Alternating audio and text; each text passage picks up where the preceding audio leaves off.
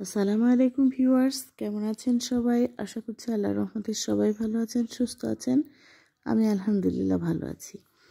তো বোনের বাড়িতে আছি। বোনের মেয়ে বলছে ফুচকা খাবে, সে কারণে ফুচকা রেডি করছি। ফুচকা খাবো আমরা সবাই মিলে। তো প্রথমে আলু আর ডিম সেদ্ধ করে নিয়েছি, আর তারপরে ফুচকার চিপসগুলো ভেজে নিচ্ছি। এখন এগুলো ভেজে নিয়ে তারপরে ফুচকা রেডি করে নেব। আর সাথে থাকবে আমার ভাপা পিঠার রেসিপি।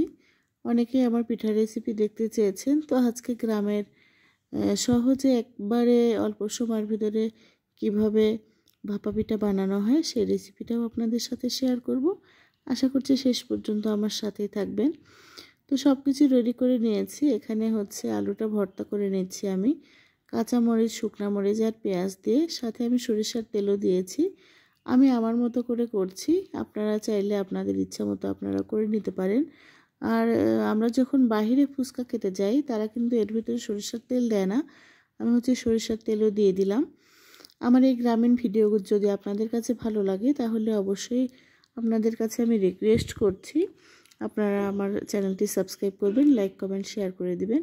এদিকে টকও তৈরি করে নেওয়া হয়ে গেছে, আর টকটা ভীষণ টেস্টি হয়েছিল। এর ভিতরে হচ্ছে তেঁতুলের আচার দিয়েছিলাম, আর লেবুর রস, লবণ, চিনি এগুলো দিয়ে বানানো হয়েছে। তারপরে হচ্ছে ফুচকাগুলো রেডি করে নিয়েছি, সবাই তৃপ্তি করে আলহামদুলিল্লাহ খেয়ে নিয়েছিলাম ওই ফুচকাগুলো। আর আমার বোনের মেয়ে তো অনেক খুশি হয়েছে এই ফুচকাগুলো খেয়ে।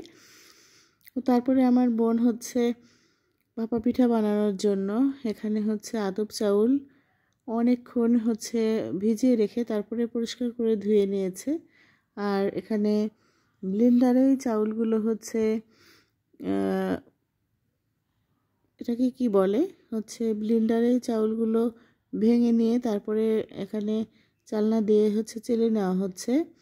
আর আমার বোন বেশিরভাগ পিঠা বানানোর আগে ব্লেন্ডারে এরকম করে চাউলগুলো ব্লেন্ডার করে নেয়। আর আমি যেহেতু বোনের বাড়িতে আছি, একেবারে প্রাকৃতিক পরিবেশ, ভীষণ ভালো লাগছিল। গাছে গাছে হচ্ছে পাখি, এগুলো হচ্ছে বুলবুলি পাখি, জানি না আপনারা দেখতে পাচ্ছেন কিনা। একেবারে বিকেলবেলা ওঠানো। তারপরে হচ্ছে আমার বোন পরের দিন সকালে এখানে আটার ভেতরে লবণ আর পানি দিয়ে কিছুক্ষণ মেখে রাখার পরে হচ্ছে আমাকে দিয়েছে। আর আমি এরকম করে একটা ঝাঁকার সাহায্যে চেলে দিচ্ছি ভাপা পিঠা বানানোর জন্য। আর গ্রামের মানুষের এরকম করে ভাপা পিঠা বানার, এইভাবে ভাপা পিঠা বানালে কিন্তু খেতে অনেক ভালো লাগে। এই নিচে যে গুড়ি গুড়ি পড়ছে দানার মতো, এভাবে বানালেই পিঠা ভালো লাগে খেতে। আর একেবারে অল্প সময়ের ভিতরে হয়ে যাবে, যেহেতু খড়ির চুলায় ভাপা পিঠাগুলো বানানো হবে। তো আমি এভাবে চেলে দিচ্ছিলাম আমার বোনকে। আর আমার বোন হচ্ছে মাটির হাঁড়িতে পানি দিয়ে জাল করছে, তারপরে ভাপ উঠে গেলেই পিঠা বানানো হবে। অনেক বছর পরে এরকম করে চুলার পাশে বসে গরম গরম ভাপা পিঠা খাচ্ছি আজকে। এই আনন্দ, ভীষণ আনন্দ।